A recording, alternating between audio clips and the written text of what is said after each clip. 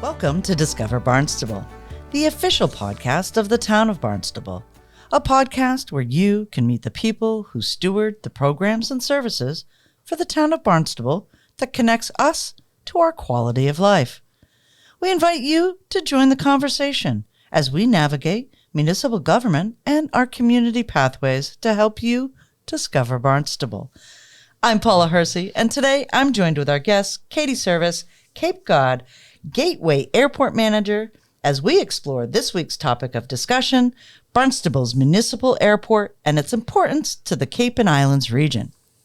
In June of 2018, Katie Service became the first female airport manager at Cape Cod Gateway Airport since the airport's inception in 1928.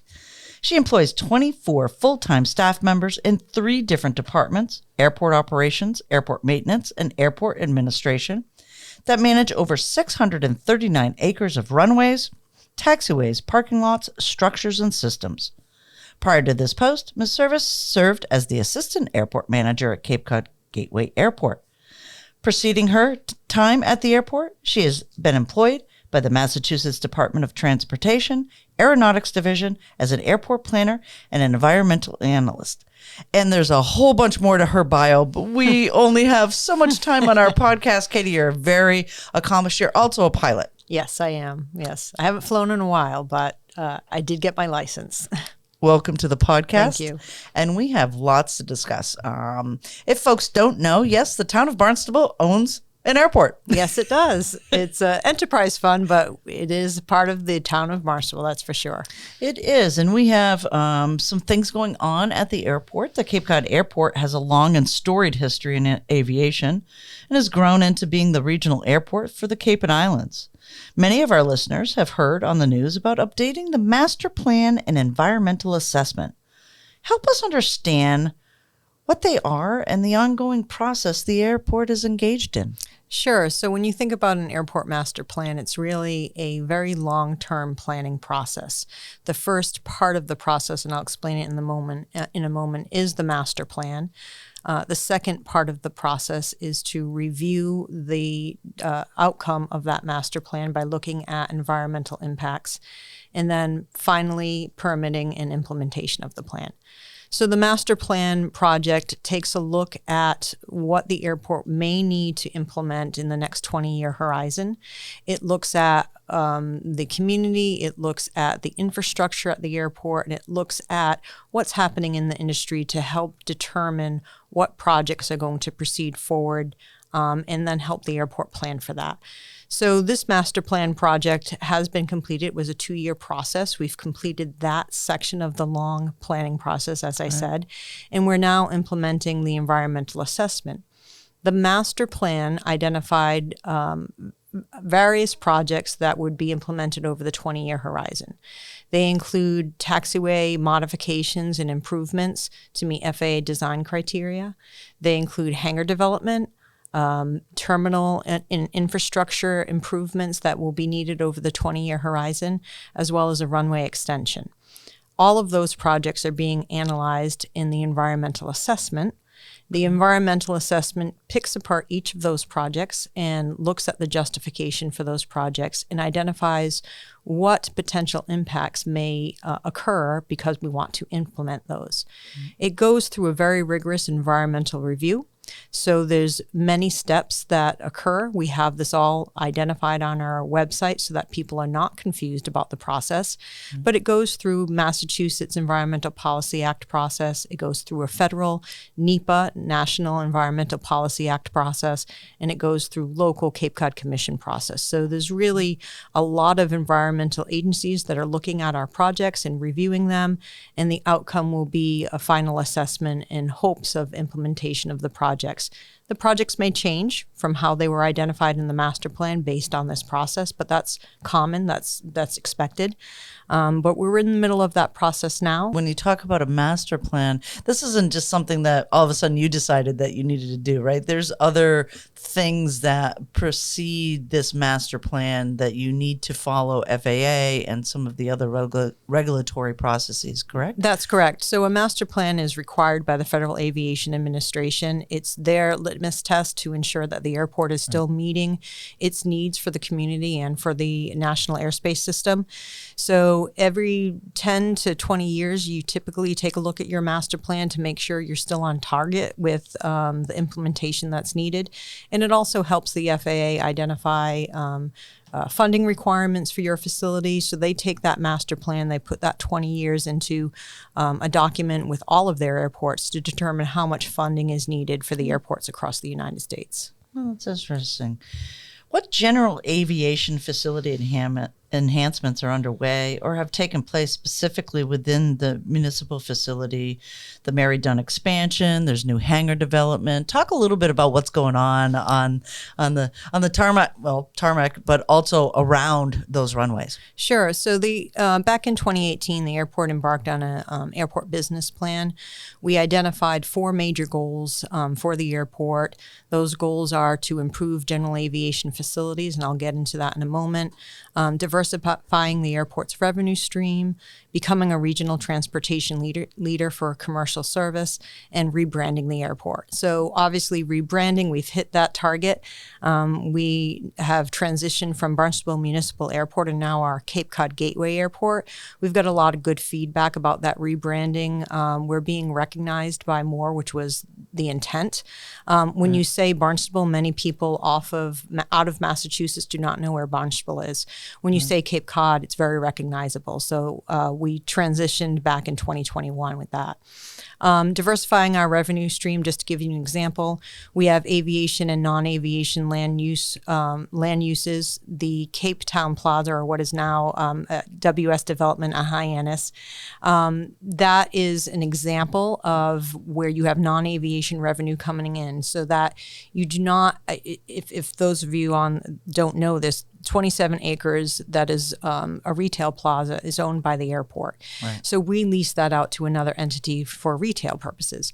That is an example of non-aviation revenue, because when you have dips and woes in the aviation industry, you definitely want to have some other type of revenue source to develop your airport or to continue growing your airport. That is one example.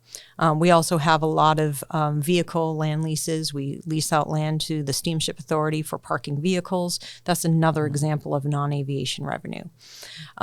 Going back to general aviation, there's a project that we've wanted to complete for many years, which is the improvement of Mary Dunn Way.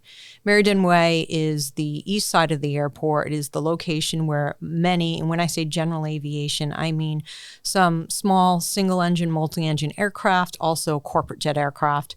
They utilize the east side of the airport on a regular basis. They haven't had a nice, attractive road to enter onto that part of the property, nor have they had the availability of utilities for them to develop hangars or businesses on that side of the airport.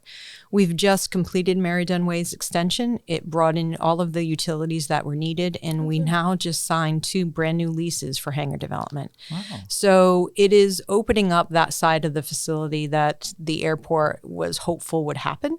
It's opening that side of the facility for more general aviation development, and that includes aviation education. One of the users that will be moving into that spot will be working with the Cape Cod Community College as well as flight schools.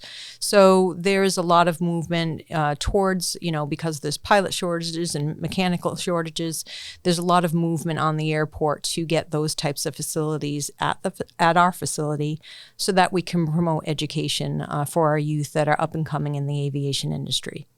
That's amazing. There's just so many moving parts to the airport that I think people don't know. All they see is the tower from 28 and maybe, the roundabout area that you get in there. But the whole area of the airport, 639 acres, is a lot of space. That's correct. And we have over 1,700 employees and over 45 businesses on the airport. Yeah, that's economic development right there. What is the importance to the region to provide expanded commercial service, and what are some of the new exciting services and initiatives happening at the airport? Sure. We're always looking to expand our commercial service. At one point in time, back in the 90s, we served about 200,000 passengers that were coming in and out of our terminal. Today, we're down to 30,000 passengers that are coming in and out of our terminal. We had, at that point in time, back in the 90s, we had many air carriers that were frequenting the facility. Now we have Cape Air, we have JetBlue on a seasonal basis, and Southern Airways Express, which is great to have those partners at the airport. But we'd like to see some more growth in this area. We know that as a regional airport, we draw in from southeastern Massachusetts and all along the Cape for our passenger activity.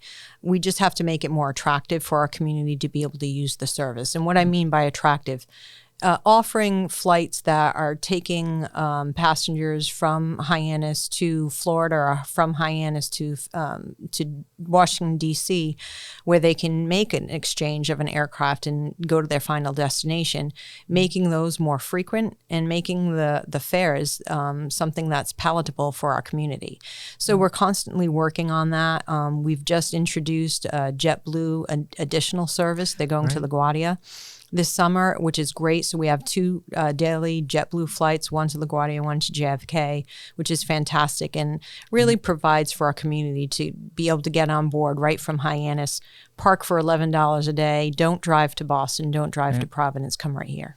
Right. And I have to say, on social media, when we announced the LaGuardia route, people were ecstatic. It was one of our best posts that we've had on the town page for a very long time. So I would imagine you'll see a lot of passengers come through this summer for that particular route. We are hopeful. Yeah.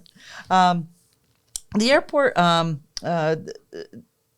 there is a nationwide shortage, you actually just brought this up, of airline pilots and aviation industry workforce.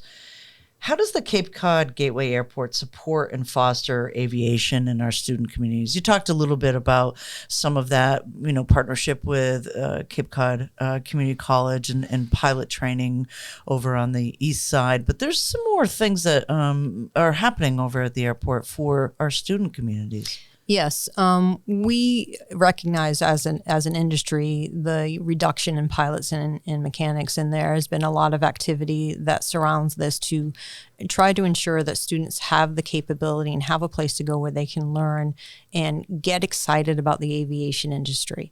So we have been working with several, in fact, one of our newest tenants is going to be providing flight training. We haven't had flight training at the airport in many, many years. Wow. So when you say to a student, oh, are you interested in aviation? Great. You have to go to Plymouth or you have to go to Chatham to fly.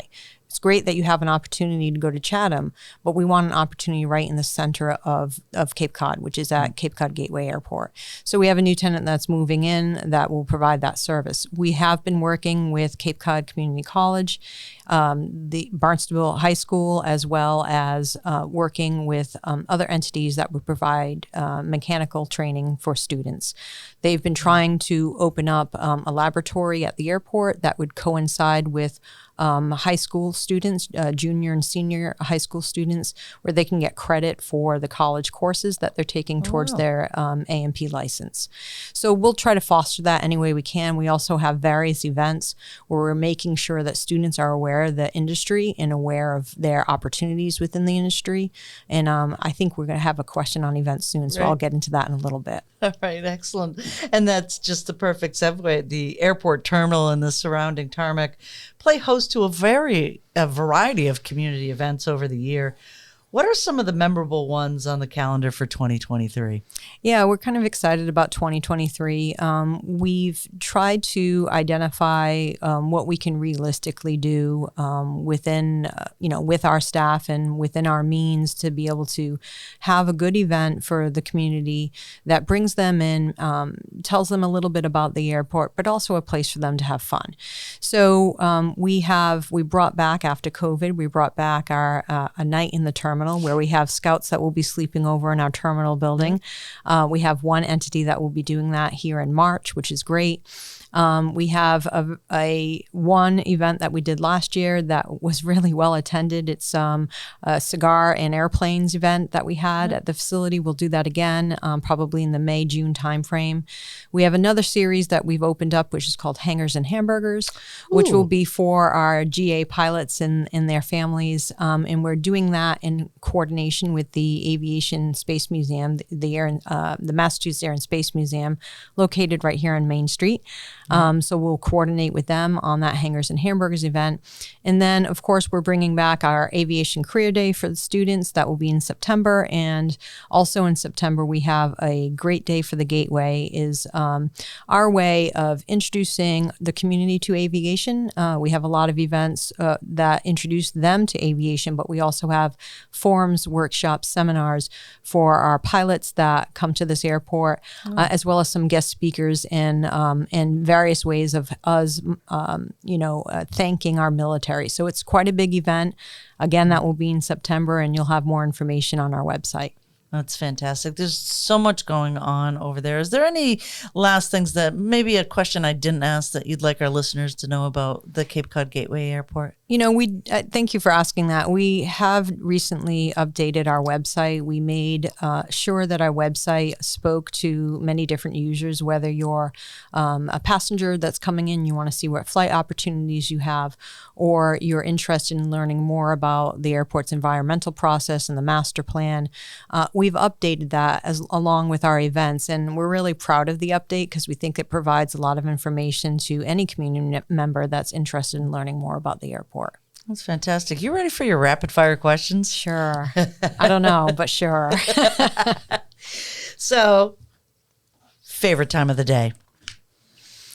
Favorite time of the day? I would say early morning. Just about everybody that we talk to, early morning, educators, obviously, and some of our police officers, airport now included. Yep. Early morning. Yep. And this is my favorite question. What was your first concert? Sean Cassidy. Really? Yep. And there's probably a lot of people listening to this that have no idea who he is.